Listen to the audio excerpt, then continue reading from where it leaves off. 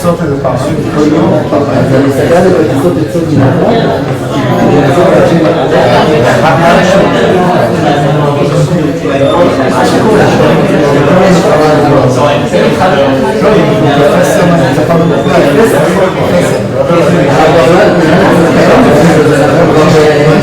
זה הפרדוקס של זה אנחנו כל הזמן מתרחקים בין הפסר לסוף, לניצחון המוחלט.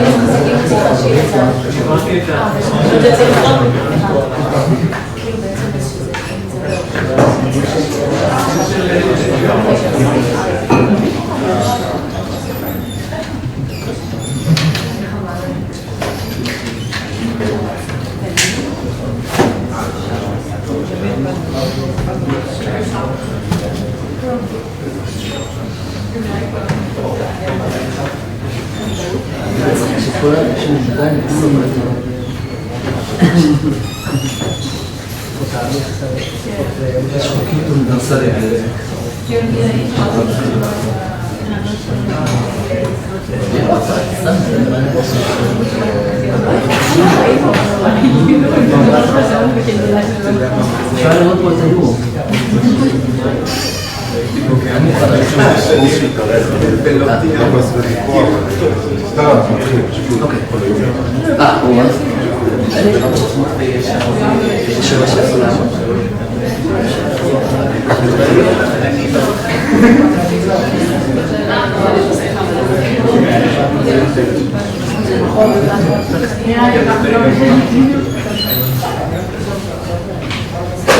Okay, good afternoon everyone.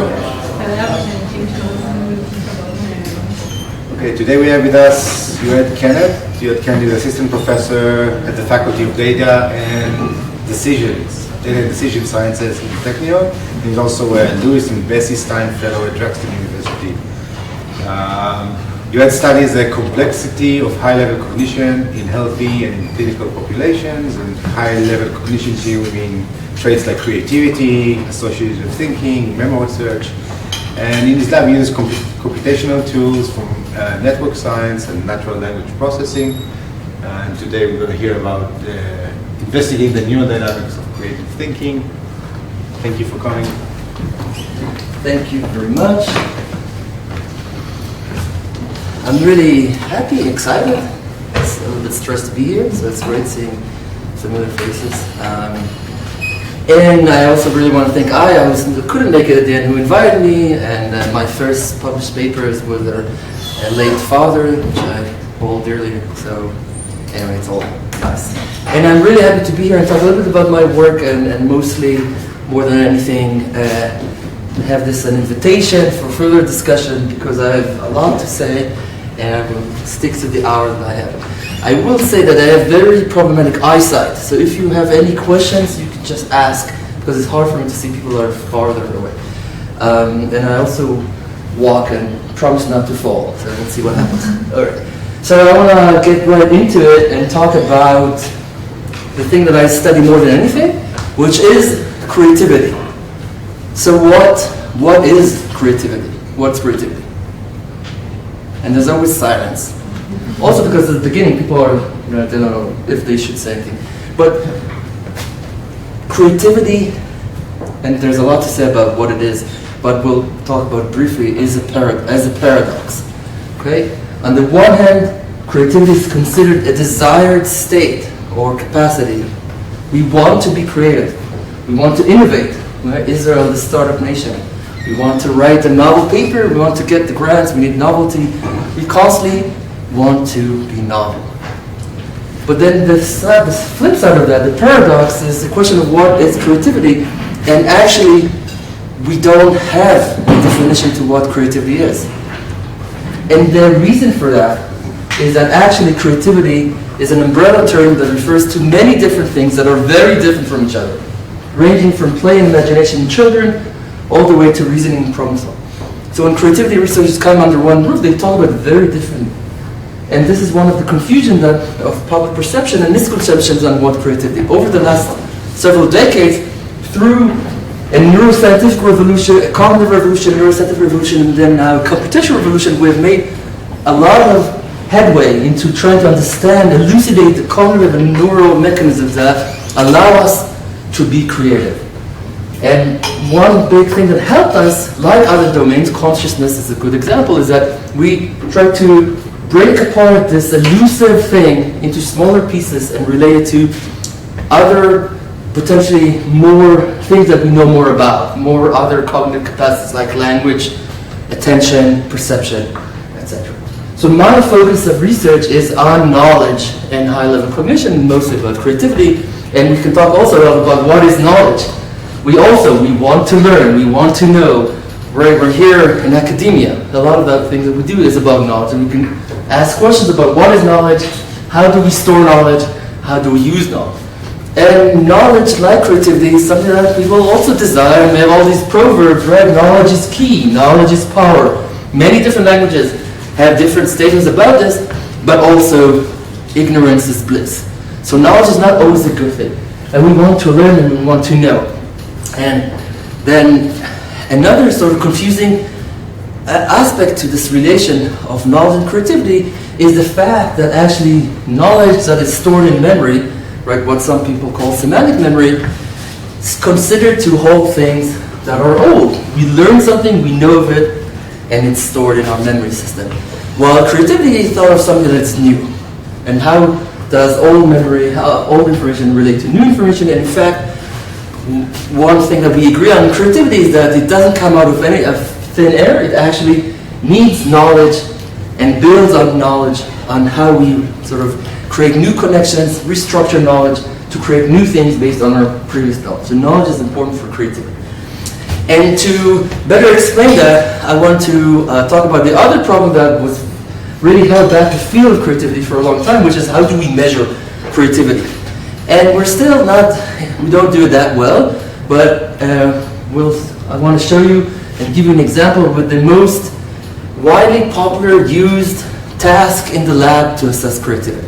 Okay? Almost every study, especially every neuroscience study on creativity, almost all of them use this task. It's a very simple task.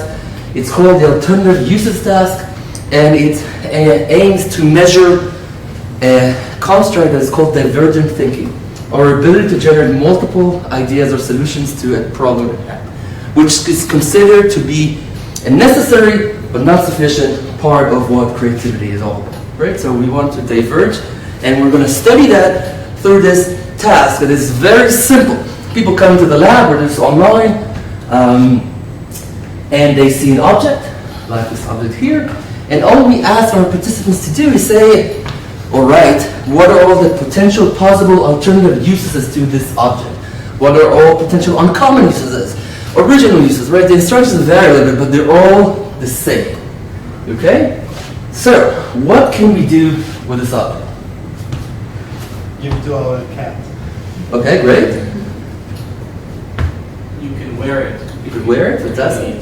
There's no wrong answers in creativity research, which is one of the fun things about studying creativity. There's no wrong answers. Anyone else?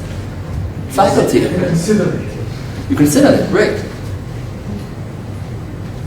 This is the slide I like most in all my talks that I give about this. I'm always interested in hearing, and I hope you will agree, even though you're a more reserved audience, that it's not a hard thing to do, right? We know this object, we can come up with it. I gave a talk in Jerusalem, in the Merkaz Artzi Lebchonot V'Ha'aracha, and then someone there said, you can use it in a slide talking about creativity, which is a fantastic answer. All answers are possible. Now, if we have a theoretical participant do this task for this specific object, then a lot of the times their first response is something in relation to putting things in it, especially when you're moving. Now, this is a fantastic answer. It maximizes the typical use of this object. What do you do with the box? You put things in it. But is this a creative response? Is that? Most people agree that it's not. Okay? I hope you're not afraid for me. I want to ask a question. I believe in dynamic dialogue.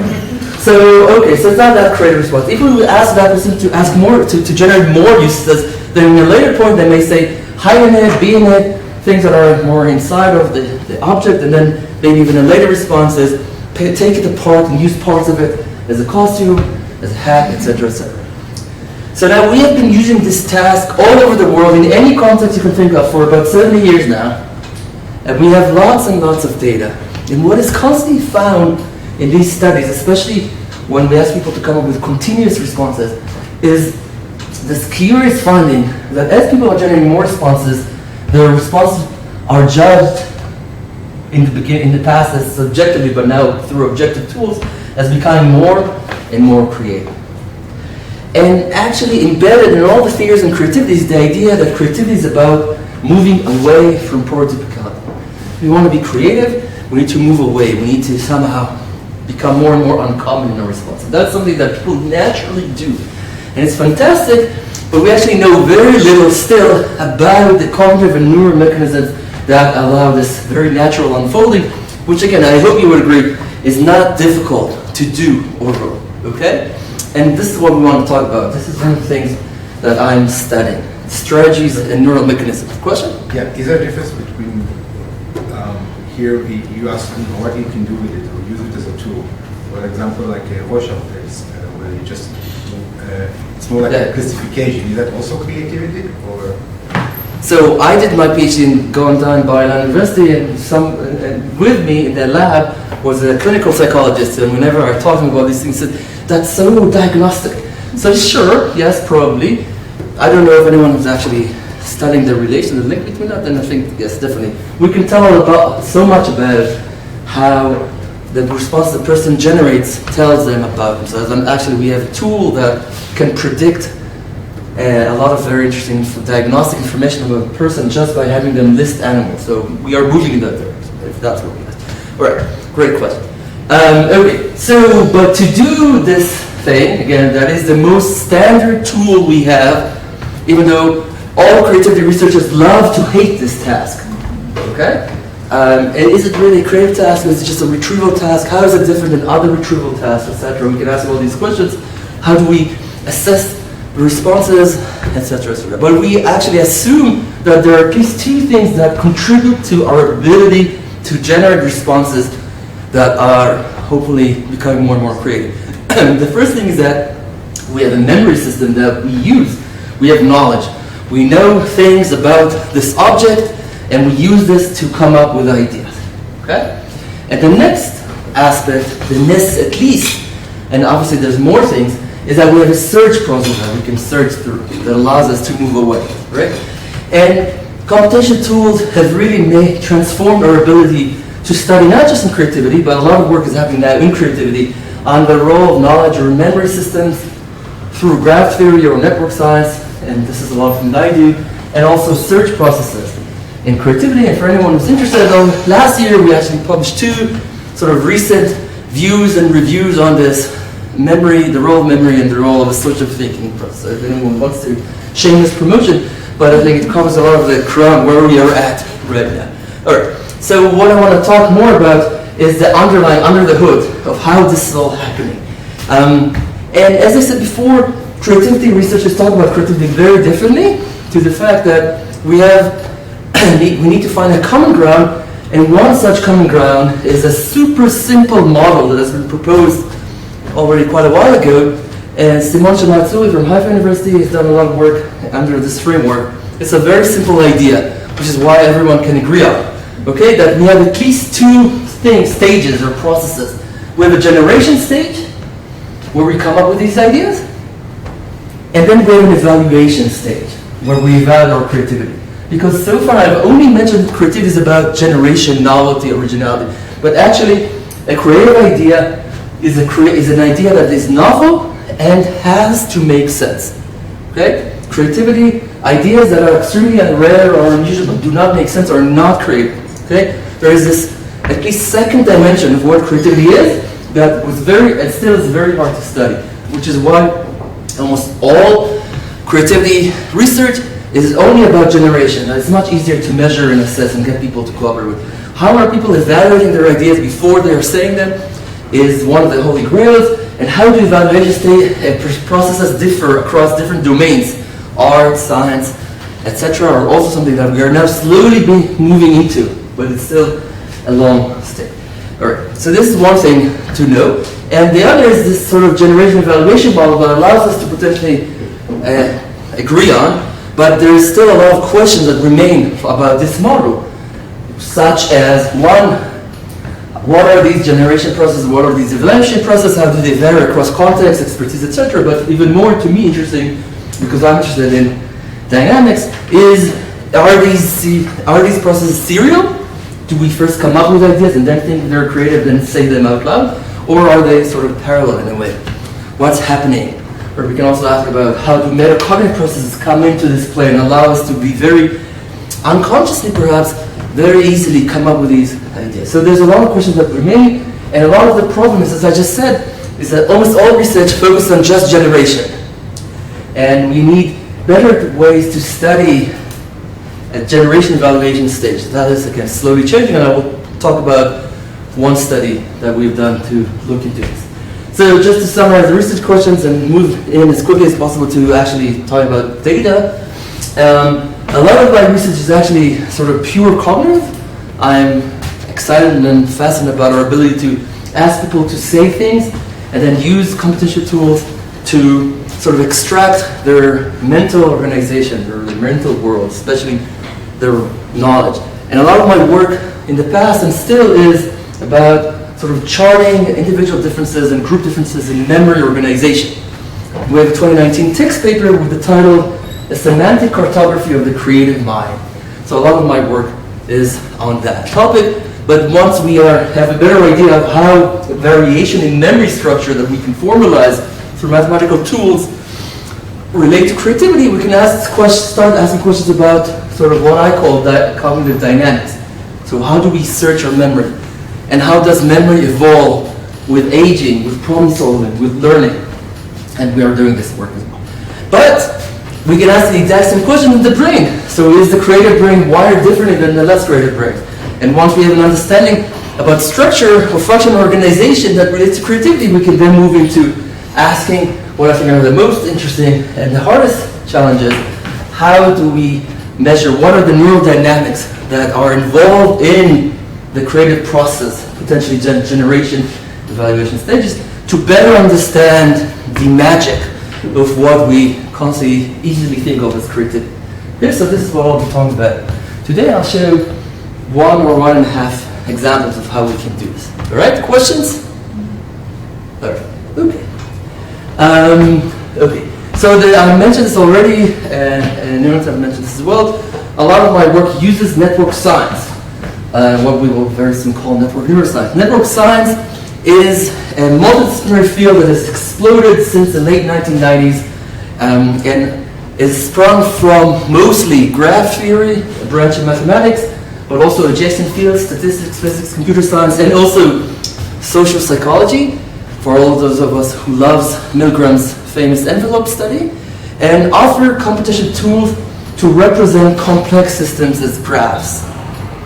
Once we are able to do that, then we have a lot of powerful tools to measure the typology and properties of these systems, okay? And it's been used now across all different types, all different fields of science, to the fact that some people call this sort of network turnover revolution, etc. It's front paper about, which is not fairly old, right? And it's been used again from the biology domains to all the way to the humanities. Also cognitive networks. A lot of my research again is what we call cognitive network science. But here in this room, in this building, a very complex system that we all know and love is the brain, right? Hundreds of billions of neurons, you know this. Some people here know this much better than I. Organized and communicate in extremely complex ways. And the introduction of these network science tools to study the brain, I want to argue, and I think a lot of people will agree, completely revolutionized how we are now understanding brain structure and function, all the way to the point that there is a subfield in neuroscience called network neuroscience, where all these fantastic people, Danny Bassett, Olaf Sporns, others, are doing incredibly amazing work in developing tools and ways to capture and understand structure, function, and dynamics. All right? So we're going to be using network science to represent function connectivity more than anything, and look at neurodynamics from a network neuroscience approach. All right. So before we get into neurodynamics, I want to talk very quickly about three, what I want to consider are the foundational papers that set the stage of the studies that I'm doing in this work. And we're going to go a little bit backwards in time, okay? And then we're going to do Back to the Future, as I said. The first paper is a paper that I am a co-author on, and it was published already now several years ago, is where we try to look at what is the optimal functional organization in the brain that relates to creativity. And what we have in this paper, in the study, is we have about 170 subjects doing the alternative uses task in the scanner, okay?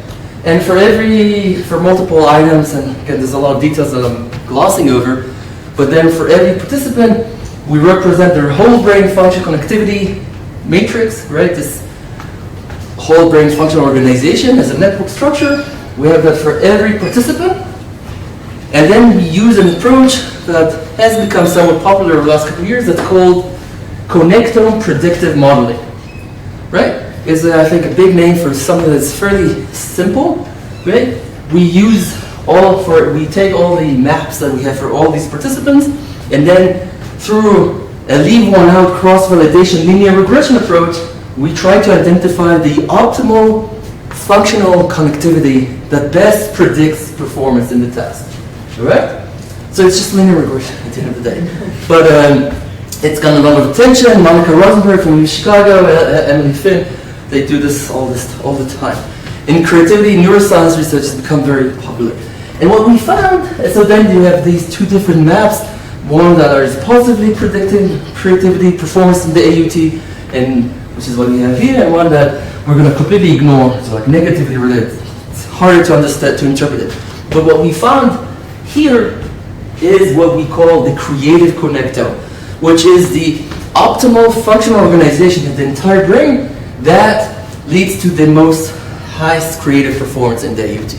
Okay? And what this map told us is actually an interaction of three large brain networks that I assume that everyone has a basic knowledge of what they are. So we're just going to very quickly go over them. The executive control network, the default mode network, and salience network. Okay?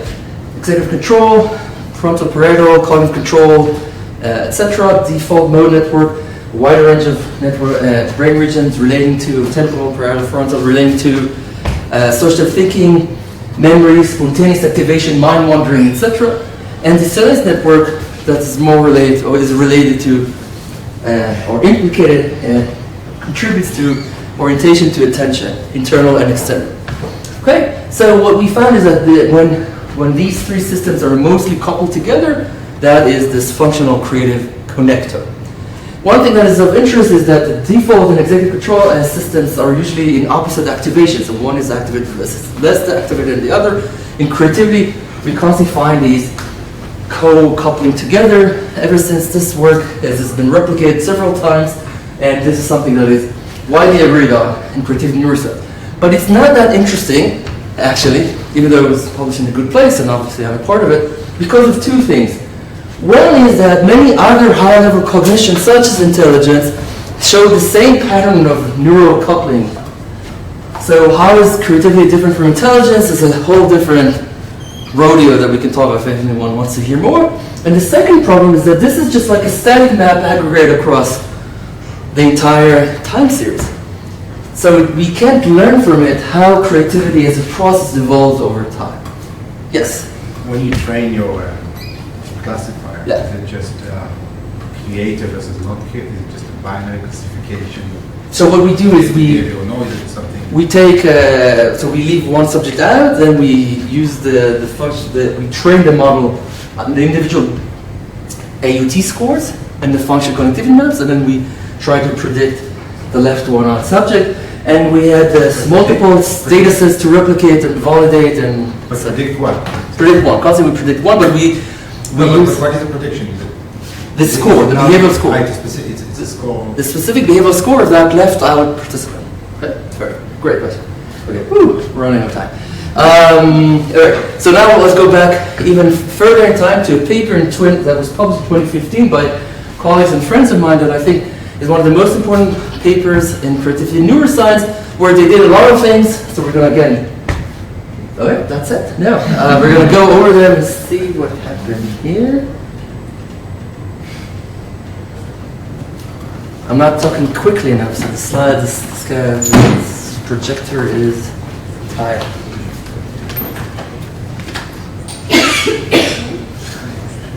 Okay, so I'll just talk about what we did, because again, the simple version of it is a lot of people doing the AUT in the scanner, and we also have resting state. So then the authors use the resting state to identify 3 starting sort of brain seeds that represent each of those 3 networks that we talked about, and then they did something that I think is extremely clever, which is what I want to get focused on. What they do, so the subjects did this AUT trials for a minute each trial, I think, if I remember correctly, and then they take this minute long, after the aggregate over trials, and they break it apart into 20-second windows. And for each of those 20-second windows, they look at sort of the organization or the coupling between the 3 brain systems that we just talked about. Okay, so this is again how it looks like. So each of these is at 20 seconds, and this starts 0 is somewhere here and goes all the way up. What they found, again, the general story of what we found is something that they found is something I think is really, really unique, in that in the beginning parts of the trial, when people see the object and then they are starting to come up with the ideas, there is more coupling between the default and salience networks. Potentially, or their interpretation was that this is you orient attention to the object, and then you start coming out with the idea. As time passes, the salience network sort of deactivates, and the executive control kicks in, what you see over here more later in the stages, and there's higher connectivity between default and executive network. Potentially evaluation. So this is how they interpret this, but very loosely. And to that point was the only study that tried to break apart, sort of unpack how the process happens over time. So we have some indication that there is potentially rewiring or changing functional dynamics across the 3 networks. But again, there's another problem that was also in the previous study, which they just looked at generating ideas. They didn't separate into 2 potentially different stages of generation and evaluation. Or other studies just look at generation. Or sometimes much fewer studies, neural studies, have people evaluate other people's ideas in the scanner. But there was, to date, only one paper that was published in 2012 that tried to do, or did, a design that is a within-subject MRI, functional MRI study, where people are both generating ideas and evaluating ideas. That, till now, was the only paper study that tried to do that. It's a really cool study that happened, like 12 years ago now, or published 12 years ago. So it's ancient history in a way. And what people did in the scanner, they sent the scanner, they had an MRI-compatible tablet and a pen, and they saw book excerpts. Sort of this title that they had in the back of the books describing the story, the book.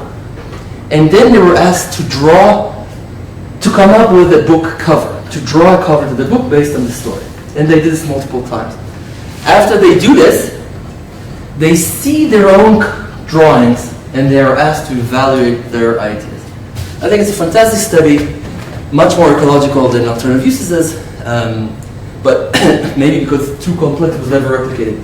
What they found with contrast analysis is that when people are generating ideas, you see hippocampus activation to all the hippocampus folks, and when people are evaluating their own ideas, there's sort of more frontal, potentially executive control network activation, which is great. And I wanted, when I did my postdoc at Penn, to compile these 3 things together and try and replicate and extend using network neuroscience methods to better understand or sort of better unpack the neural dynamics. Okay, because this is just contrast analysis, even though it is the closest that we got till at that point to looking at within subject generation and evaluation. So ever since, for the last several years, I've been using different network neuroscience methods to try and study neural dynamics. Okay, but that can be sort of summarized in three different directions or approaches. The first one, which I also think I'm going to skip, and if anyone wants to hear more, I'm happy to get back to, is using white matter connectivity. So now we're talking about functional. We're using an approach that's called network control theory. Network control theory is an approach that is at the intersection between engineering, electrical engineering, and network science, and offers ways to study how energy is driven in a system. It's extremely sort of things that are more harder to wrap your head around, but the idea is that if I build a domino, then I know how one piece will impact the next. So I can quantify the dynamics. And that allows us to more look into trait level creativity. So in general, how a person is creative, not just in a specific task. And this is work that we published several years ago. The next, and this is what I want to focus on, is work that we did in functional connectivity with the alternatives to task, and we use an approach from network neuroscience. It's called multi-layered network approach that allows us to look at network dynamics a little bit closer to what potentially are network dynamics. The last approach, and this is work that we're still working on because of war, disease, moving back to Israel, all these other things, is how we can couple these two things together and ask how much the underlying structure of a person impacts resting state function connectivity and sort of give us more of the good stuff.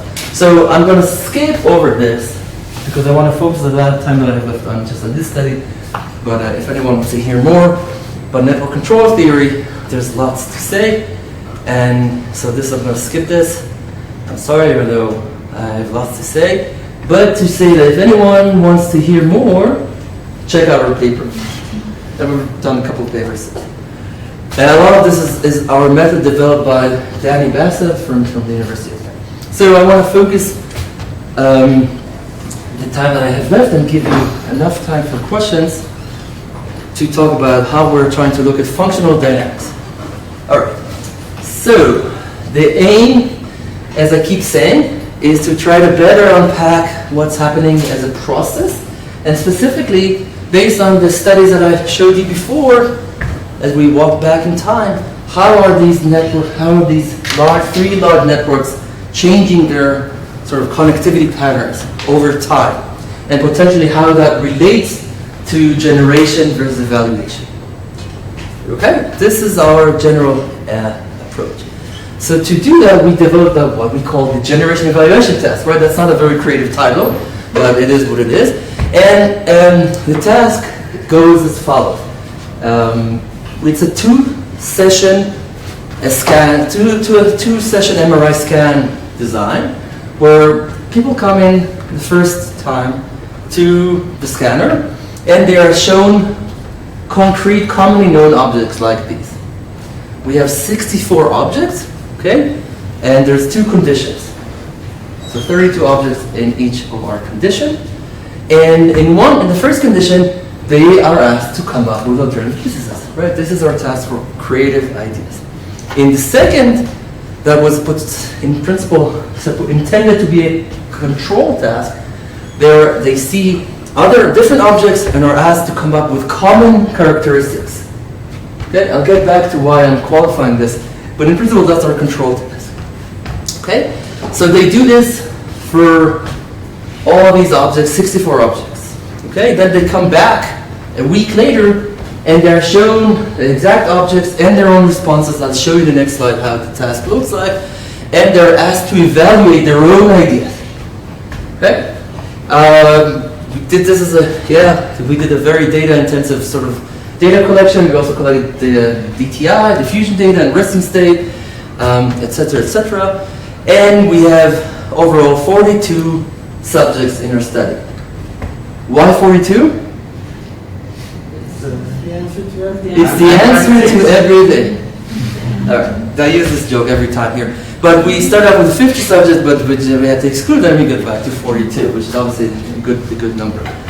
Yeah. Alright. So this is how the generation trial looks like, right? They have the fixation, then they have an object with an instruction. There's also practice before and all of that. And then they have 15 seconds to come up with how many ideas that they say, and we're recording them and we're also typing them, because then when we want them to come back to the second stage, they're going to see the exact same object in matching instruction and 3 of the responses.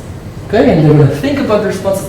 In half of the cases, they are saying out loud their thoughts, and we use that sort of like controlling for language sort of artifacts.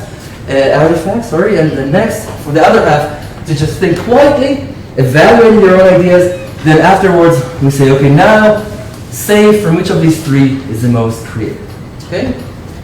Then after they do this, there's 4 runs. After they do this, in the evaluation stage, there's a 5th stage where they see 12 additional objects that they did not see in the generation stage, and they are shown ideas that other people came up with for those 12 ideas.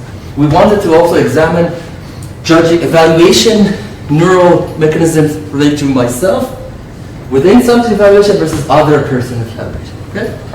And I'll get back to that in a second. Alright, so this is the task. Now, what are we doing with all this lots and lots of data? There's 4 stages. I'll walk you through them. Again, very hand-wavingly. If anyone wants to ask any more questions, please do. Right. The first part is everything we just talked about, the task itself. Okay? And do this for 64 trials overall, 32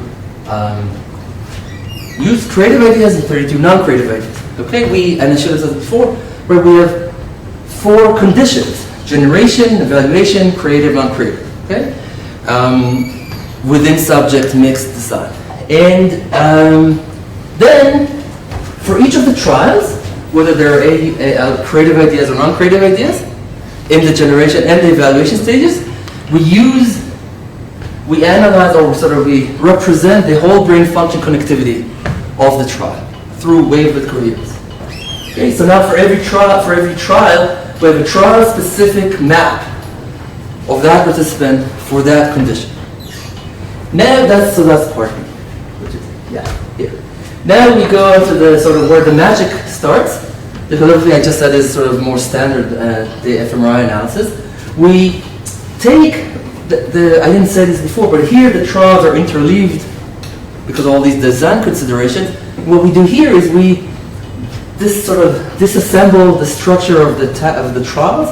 So every every creative trial comes one after the other.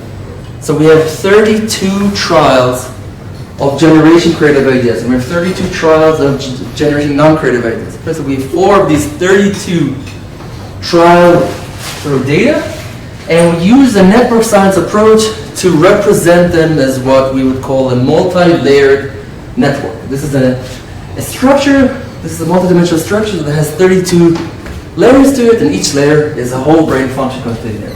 Okay? We're going to analyze these multi-layered networks across the conditions, and we can do all these types of interesting analysis on them. Okay, so this is where the magic begins, and we focused on, and I want to talk about only 3 measures that we use, but there's many other measures that you can use.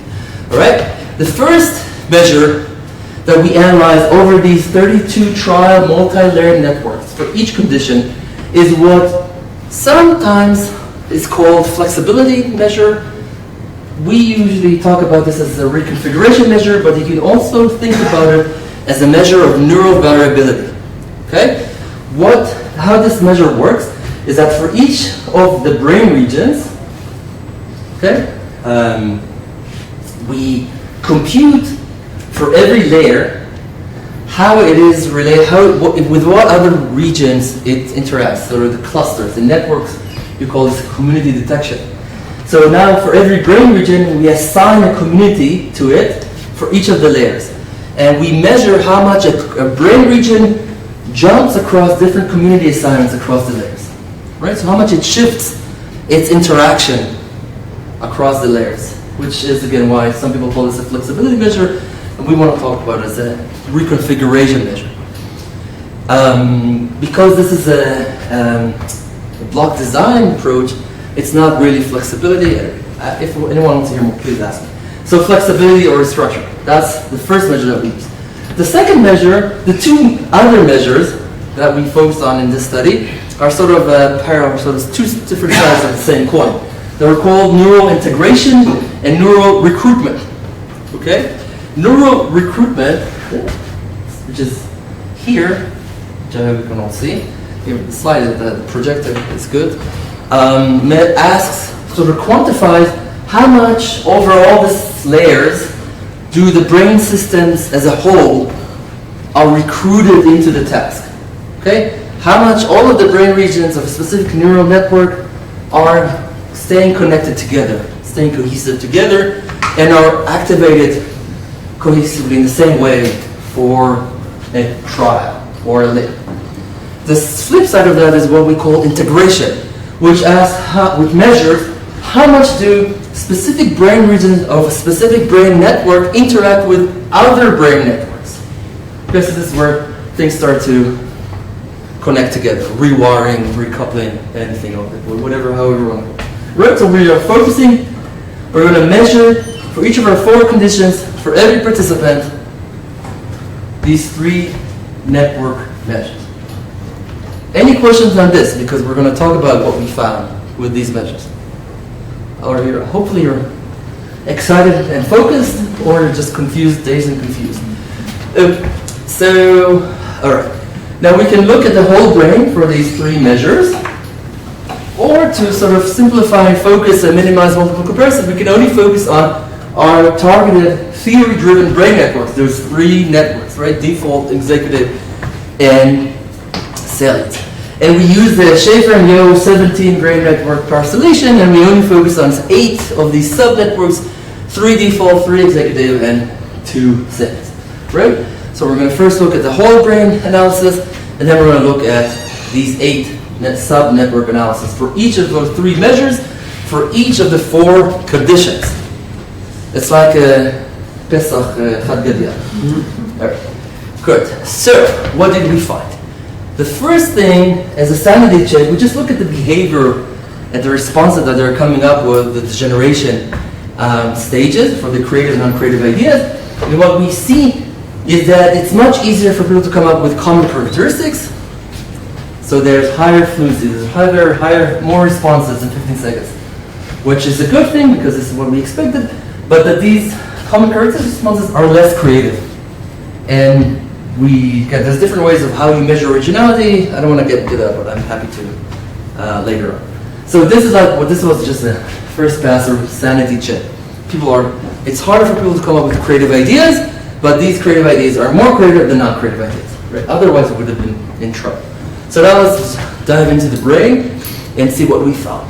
So now these results are whole brain analysis across the 4 conditions: generation, creativity, generation, non-creativity, evaluation, creativity, evaluation, non-creativity.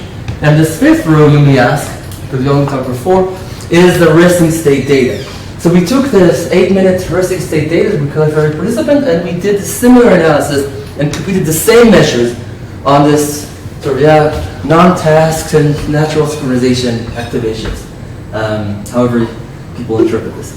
And we're doing these comparisons. And what did we find? So first, for the neural configuration, neural variability, we find a general whole brain main effect of generation. So when people generate, there's more sort of variability, which potentially makes sense. And specifically, when people generate creative ideas, which also sort of makes sense in the creativity, based on the creativity literature, which is a good thing. And then for the integration is where we started being surprised, and I'll get to that in the next slide even more. And what we find is this non-task specific higher integration for evaluation. So there's more sort of overall network integration across the systems overall. Again, this is whole brain analysis. And for the recruitment, we didn't find any main effects. And potentially, this makes sense because, again, if you think about the brain as having many different networks, then there's potentially noise, less power, etc. All of these differences that we found for the task-specific conditions were significantly different than the resting state equivalent, except for one comparison. And we have an explanation why that is. But much more interesting is when we moved into the sub-networks, or the 3 networks that we wanted to look at. And this figure I know is always very scary. So what we have are the 8 networks that I mentioned before, the 8 sub-networks, that I mentioned before. The 3 top are executive, the 3 here are net default, A, B, C, and then these are 2 standards. Okay? And we're looking for each of these sub-networks, we're computing those 3 measures for the 4 conditions across participants, and we're doing a no factorial analysis. And what we found for the generation effect, interaction in 3 subsystems, 2 default and 1 salient, where there is a significantly higher neural configurations in these 3 sub-networks for generating creative ideas, which is great. This really taps and extends all this previous literature I talked about. So that was good. And also interesting and surprising, because a lot of my friends are all about the executive control network. We don't find anything specific to the executive control network that may say something or not. But then this was a good result. This was an expected, I don't want to say good, an expected result that we were happy with. Then we found something that was even more surprising and became, in a way, even more interesting. But there is a caveat that I want to get back to. What we found is when we're looking at the integration measure, again, that means how much do different brain regions across the systems just start talking to each other overall. We find that across all of the networks that we're looking at, there is a significantly higher value integration for evaluation regardless of the task. That was a surprise to us because we expected differences in evaluating creative ideas versus evaluating non-creative ideas. Our potential interpretation, and then I want to explain why it is a flawed interpretation, is that potentially the signals may be a task-agnostic evaluation signal in the brain.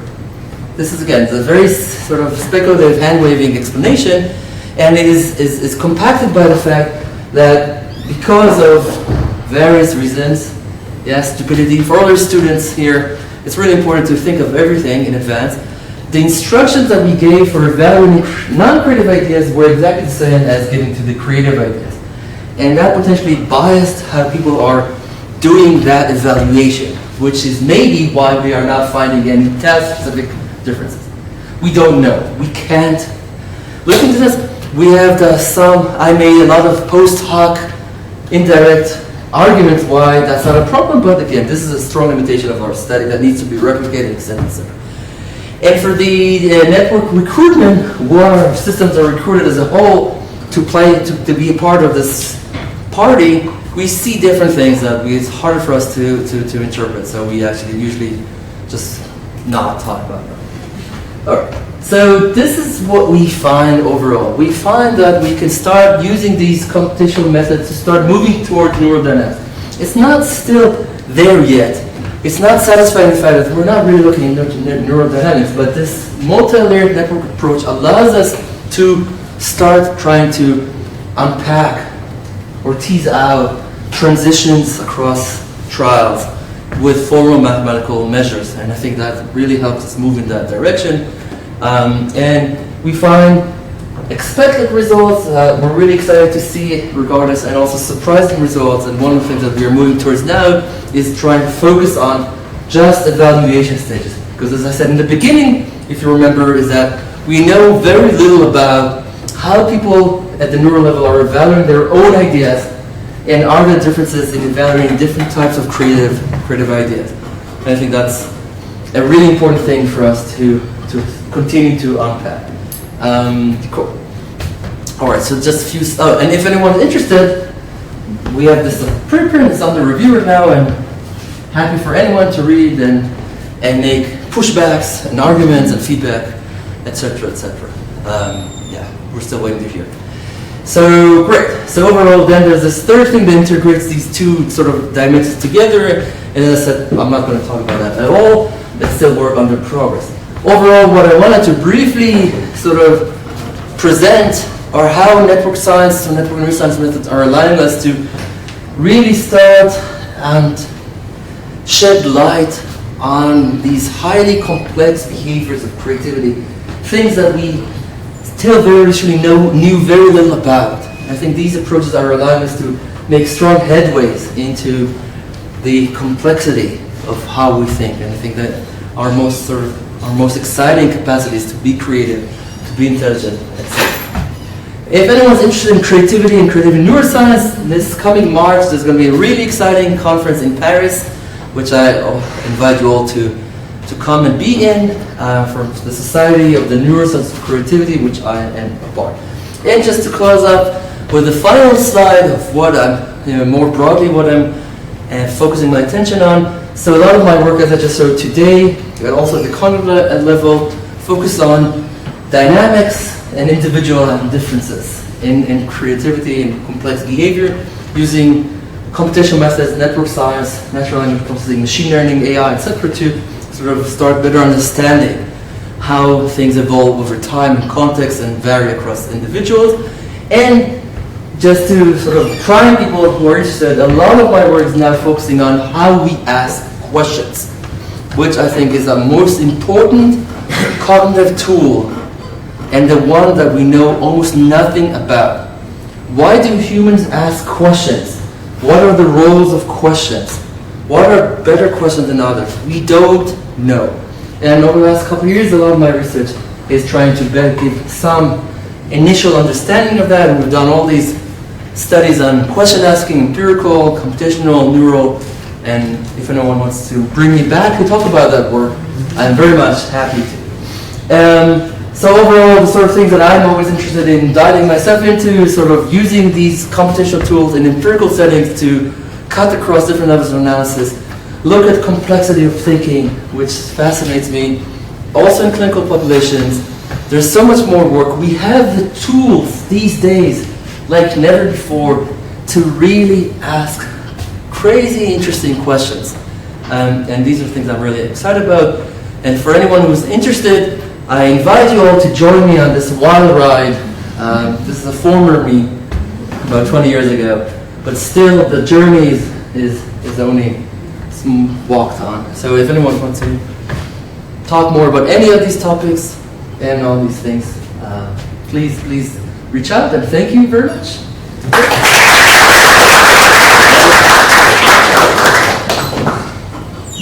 Questions? Yes. So when you showed the box at the very beginning, I was kind of giving a smart-ass answer, like to eat it, as a creative idea about what to do with it, but it's not. It's a stupid answer. So how do you tease creative from stupid? How do you tease that apart? I was going to say this, but this is a good segue. Thank you, Anatan. It's not a stupid. There's no stupid questions, right? But there's also no stupid creative ideas. It is potentially original, but it's not useful or appropriate. In that sense, it is less creative. We would consider it as less creative because of its other dimensions. We mostly focus on originality, but creativity is multidimensional. There's other domains: surprise, context, cultural differences, embodiment aspects. There's all these other things that come into play for what is creativity. But the short answer is that it would not be considered creative because it maximizes one dimension but minimizes the other dimension. And when we ask people to do that, they usually don't say these responses, which says that potentially you're very creative. Right? Let's end on a high note on this question. Yes. But creativity would be just pick a random verb. That's true, and I have a lot of discussions with physicists, which I love, and my brother is a physicist, other people I've worked with, Shlomo Havlin from Bailan, other physicists, and they always say this: people can come up with any idea. The space of options is endless. And then my answer is, that's true, but that's not how people operate. People actually come up with a fairly narrow range of responses, which I think is interesting of how much we are actually holding ourselves back. And then there are studies that try to sort of minimize inhibition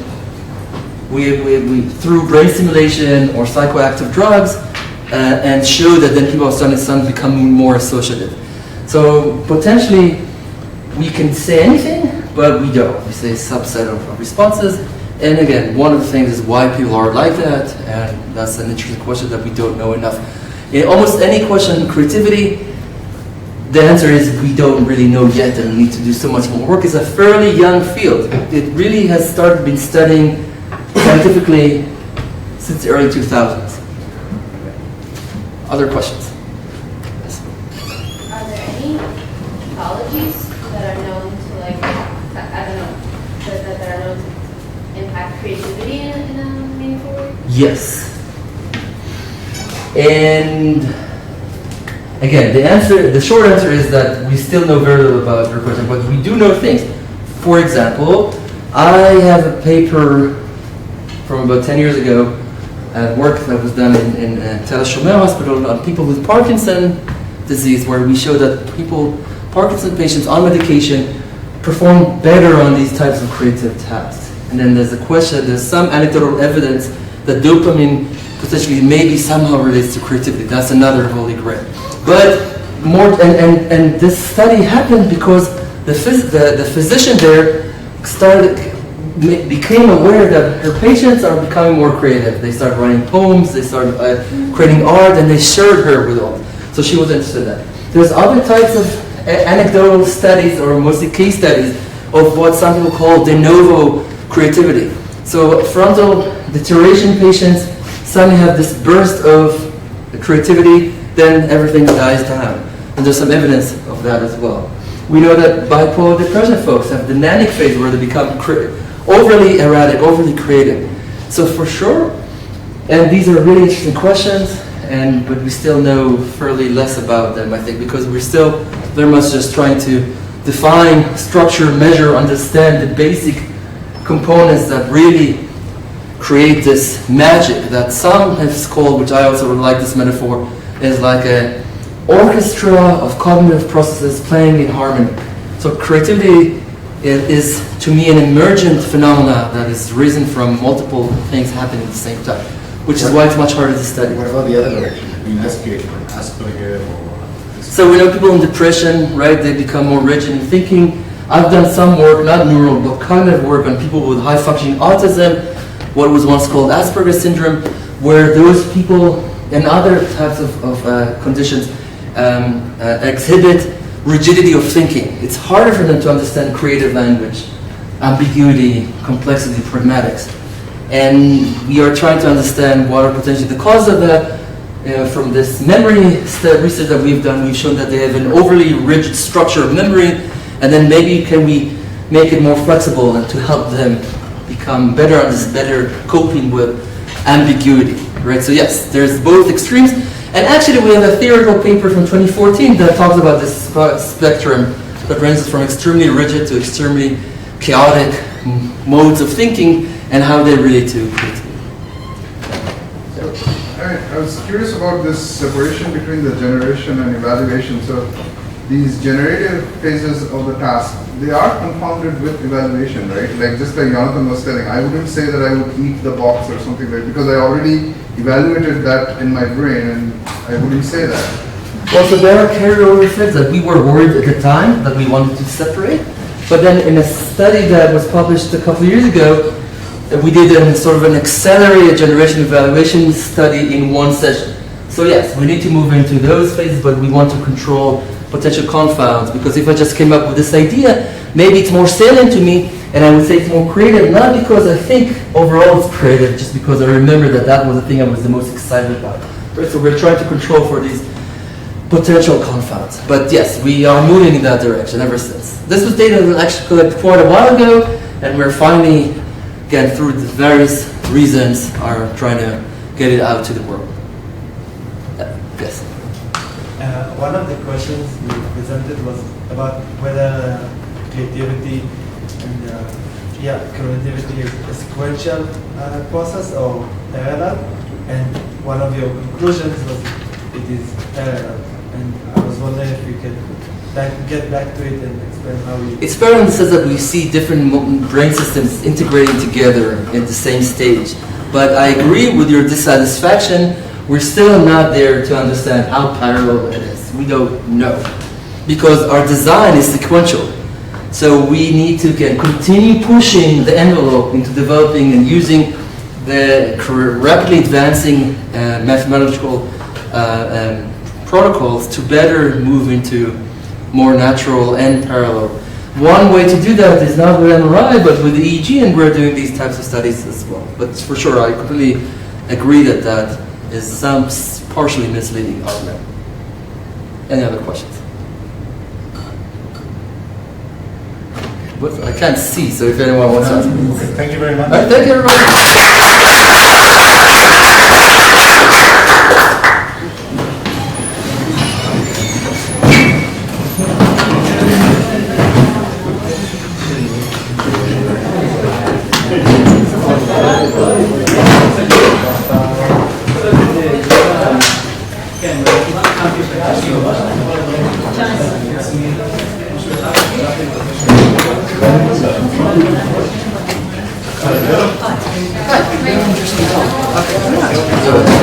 So I really like this idea of generation evaluation.